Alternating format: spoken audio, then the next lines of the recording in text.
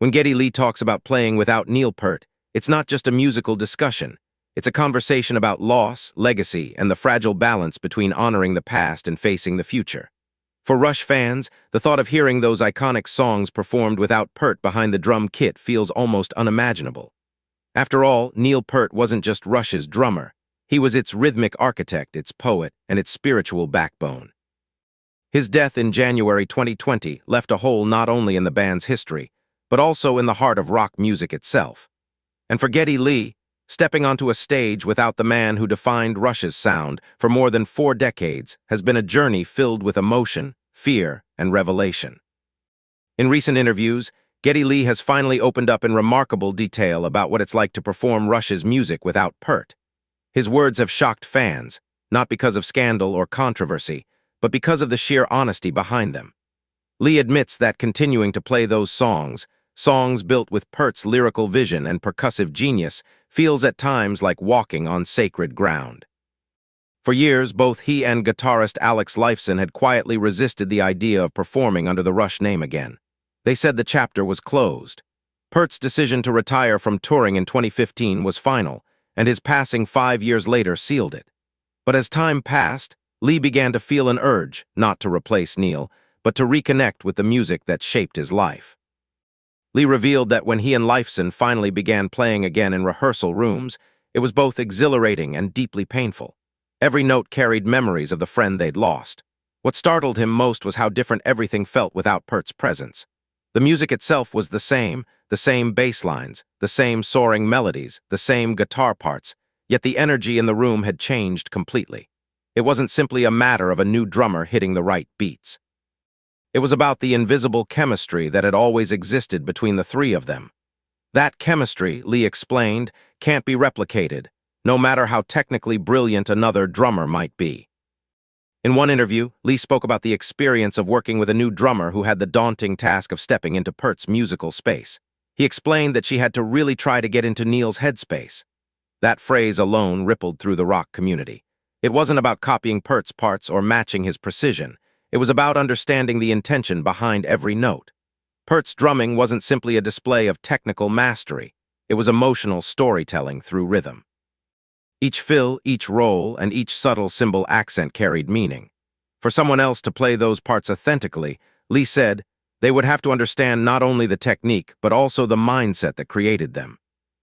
What made Lee's words so powerful was the vulnerability behind them.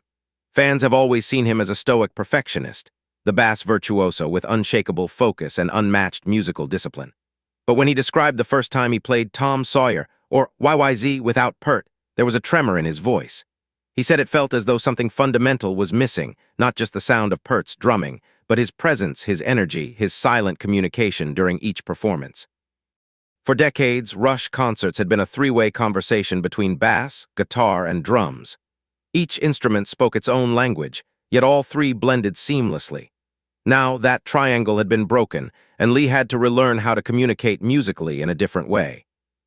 Lee also acknowledged how emotionally draining it was to rehearse those songs again. There were moments, he said, when the music would stop, and he'd find himself overwhelmed by memories. He'd look over at the drum kit, half expecting to see Peart's meticulous setup, the massive kit, the gleaming cymbals, the perfectionist aura that surrounded it. Instead, there was someone new sitting there, playing those same patterns with skill and passion, but it was Neil. That reality, Lee confessed, was both inspiring and heartbreaking. It forced him to face the fact that no one could ever truly replace Peart, and yet the music still deserved to live. From an artistic perspective, Lee said that playing without Peart has been a revelation in itself. It made him realize how deeply Peart's writing and drumming were intertwined with every aspect of Rush's music. When Lee and Lifeson began reinterpreting some of their classics, they noticed subtle changes in how the songs flowed. Without Peart's signature precision anchoring the arrangements, there was more space, more room for improvisation, more emotional flexibility, but also more uncertainty. It made the songs feel alive again, but different. Lee described it as rediscovering Rush from a new angle, as if he were exploring familiar terrain under a different light. He also spoke about the enormous pressure that came with the decision to play those songs again. Rush fans are among the most devoted in rock history, and Lee was acutely aware of their expectations. Many fans still see Peart as irreplaceable, and Lee agreed with them. That's why, he explained, any future performances would never be presented as Rush in the traditional sense. They would be celebrations of the music, tributes to what the three of them built together, but not attempts to carry on as though nothing had changed. You can't just go out and pretend that Neil's absence doesn't change everything, Lee said. It does. But what we can do is play these songs with honesty and respect, and that's what matters most. Lee's revelation wasn't only about loss, it was also about rediscovery. As he began to perform again, he found new joy in connecting with audiences. The energy of the crowd, the shared emotion, the sound of thousands of fans singing along, all of it reminded him why he became a musician in the first place. He said that even though Peart's absence loomed large, the music itself carried a spirit that transcended time and personnel. Each performance became both a tribute and a healing process. Playing without Peart forced him to rethink what it meant to be a band, to be an artist, and to find meaning in continuing forward. Another revealing aspect of Lee's comments was his acknowledgement of vulnerability. For much of his career, he was seen as part of an unbreakable trio, the embodiment of precision and discipline. Yet in these new performances, he described feeling exposed.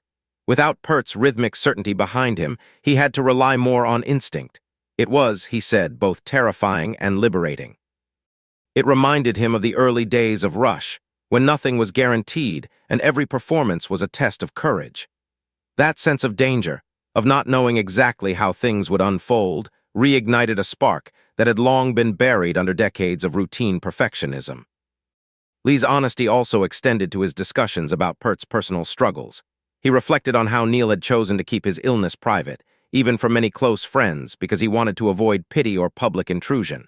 Looking back, Lee said he understood that decision, even though it made Peart's death harder to process. Neil was always very private, Lee said. That was part of who he was, and I think he wanted us to remember him as the musician, not as the patient. These words underscored the depth of their bond, one built not just on music, but on profound respect for each other's individuality. When asked if he could ever imagine creating new music under the Rush banner, Lee hesitated. He said that while he and Lifeson still jam and write together, anything they create now will exist in its own space. What we did with Neil was a complete story, he explained. It doesn't need to be rewritten, but that doesn't mean we stop creating. It just means the next chapter looks different.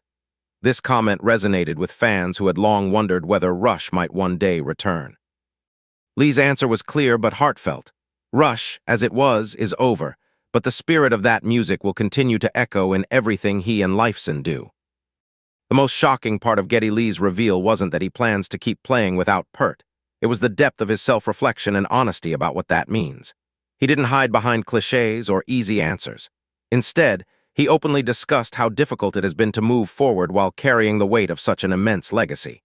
He admitted that sometimes he questions whether continuing is even the right thing to do, yet he keeps returning to the same truth. The music still matters. The fans still care, and as long as that connection exists, there's purpose in playing. In many ways, Lee's revelation is a reminder that great musicians are also human beings who wrestle with loss and uncertainty. His journey mirrors that of countless fans who still feel the void left by Peart's passing. But rather than retreat from that pain, Lee has chosen to confront it head-on, using music as both a tribute and a form of healing. He's proving that even in absence, collaboration can continue not as replacement, but as remembrance. Geddy Lee's shocking reveal about playing without Neil Peart isn't a story about a band trying to move on. It's about two friends trying to find their footing in a world that changed forever. It's about courage, the courage to face the silence left behind by one of rock's greatest drummers, and to fill that silence, not with imitation, but with love and authenticity. Lee's words remind us that the true spirit of Rush was never just in the music's complexity or the technical brilliance of its members. It was in the friendship, the trust, and the shared pursuit of something greater than themselves. That spirit, even now, remains unbroken. And perhaps that's the real shock of it all, that after everything, after loss and grief and doubt, Geddy Lee still finds the strength to play. Because in every note, in every song, in every heartbeat of the audience, Neil Peart is still there. Not behind the drum kit, but in the rhythm of memory, in the echo of legacy, and in the soul of a band that refuses to let its story end.